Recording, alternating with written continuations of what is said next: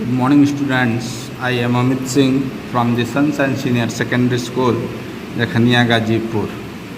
पिछली वीडियो में मैंने आपको वर्ब के डिफिनीसन और कुछ रूल्स के बारे में बताया था। आज मैं सब्जेक्ट वर्ब एग्रीमेंट के बारे में बतलाऊंगा कि सब्जेक्ट के साथ वर्ब का क्या एग्रीमेंट होता है। जैसे the subject and the verb in a sentence must agree in number, means the subject means कर्ता एंड द वर्ब मीन्स क्रिया इन अ सेंटेंस। किसी भी सेंटेंस, किसी भी वाक्य में मस्ट एग्री इन नंबर, वो आपस में सहमत होते हैं इन नंबर, संख्या में। Look at the following graphical illustration. नीचे जो उदाहरण दिए गए हैं इन्हें देखिए और समझिए। A warm wrinkles in water. A warm means कीट, रिंगल्स मीन्स चलते हैं, छटपटाते हैं, रेंगते हैं इन वाटर, पानी में। अ वार्म मीन्स क्या दिया है, सिंगुलर सब्जेक्ट है। और रिंगल्स क्या है, अगर सब्जेक्ट सिंगुलर है तो इसका वर्ब भी क्या होगा, सिंगुलर होगा। देखो इस उदाहरण में दिया गया है वार्म्स रिंगल इन वाटर। इसमें क्या है, सब्जेक्ट प्लूरल है, इसलिए इसका वर्ब भी क्या है, प्लूरल है। आइए कुछ रूल्स को समझते हैं। If the subject in a sentence is singular, the verb should also be singular.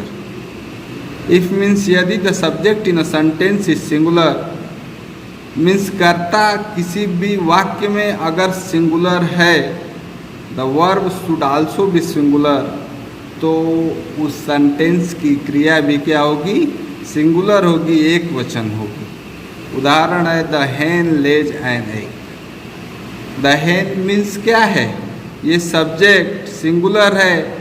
Lay's means अंडा देती है, एन एक अंडे को।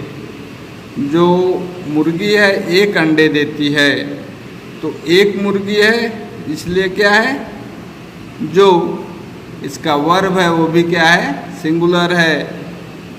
एक मुर्गी कितने अंडे देती है, एक अंडे देती है। Rafiq is playing football. Rafiq क्या कर रहा है, फुटबॉल खेल रहा है। यहाँ पे सब्जेक्ट क्या है, सिंगुलर है, इसलिए इसका वर्ब भी क्या है, सिंगुलर है। दूसरे रूल में देखिए, if the subject in a sentence is plural, the verb should also be plural. यदि सब्जेक्ट किसी भी सेंटेंस में प्लूरल है तो उसका वर्ब भी क्या होगा, प्लूरल होगा।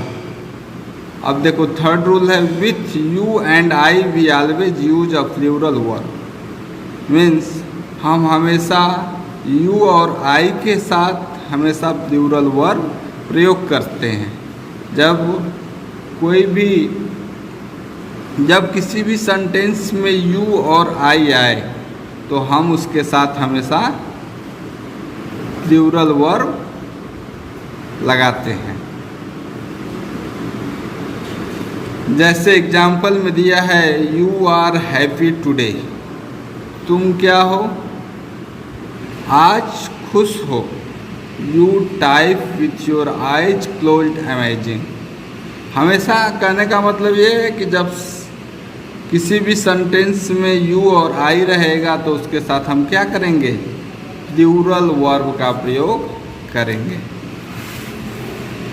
उसके बाद देखिए, हमें वर्ब के काइंड्स के बारे में पढ़ना है। वर्ब के टू काइंड्स होते हैं, ट्रांजिटिव एंड इंट्रांजिटिव।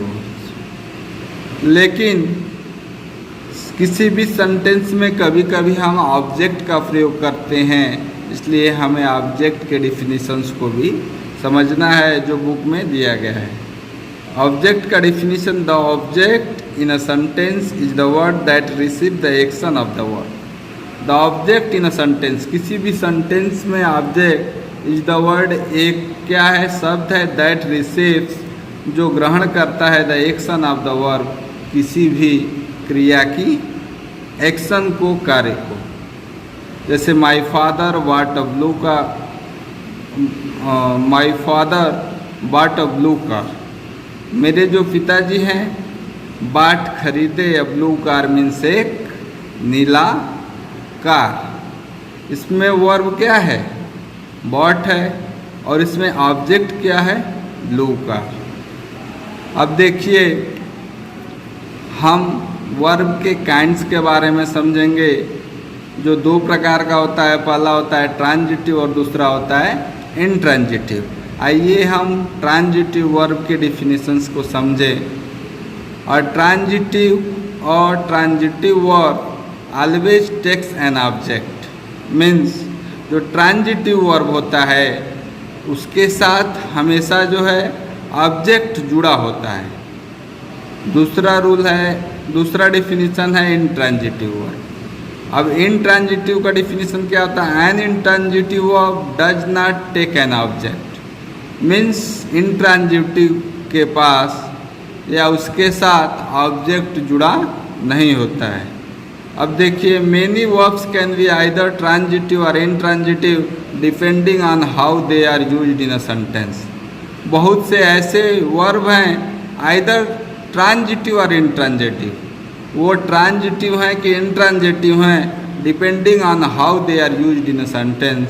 वो कैसे किसी भी वाक्य में प्रयोग किए जाते हैं उसी पे ये डिपेंड करता है। अब देखिए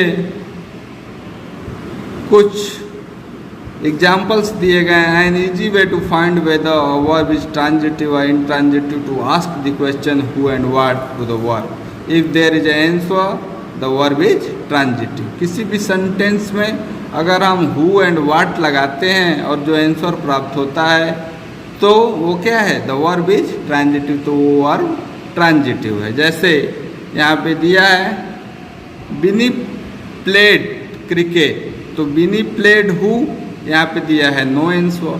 बिनी प्लेड व्हाट, तो यहाँ पे आंसर दिया है क्रिकेट। बिनी क्या खेलता है?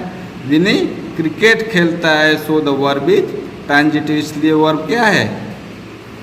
इसलिए वर्ब ट्रांजिटिव है।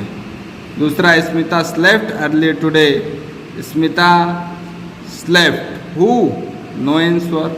Smita slept what no answer, so the verb is transitive. दोनों में कोई आंसर नहीं मिलता है हु और व्हाट लगाने पे, इसलिए ये ट्रांजिटिव वर्ब हो जाता है। मतलब कि जब हम किसी भी सेंटेंस में हु और व्हाट लगाकर क्वेश्चन करते हैं और उसका सही आंसर मिलता है तो वो क्या हो जाता है? ट्रांजिटिव वर्ब हो जाता है। और दूसरी तरीके से हम पकड़ सकते हैं कि अगर किसी भी सेंटेंस में ऑब्जेक्ट जुड़ा हो तो वो क्या है? ट्रांजिटिव वर्ब है।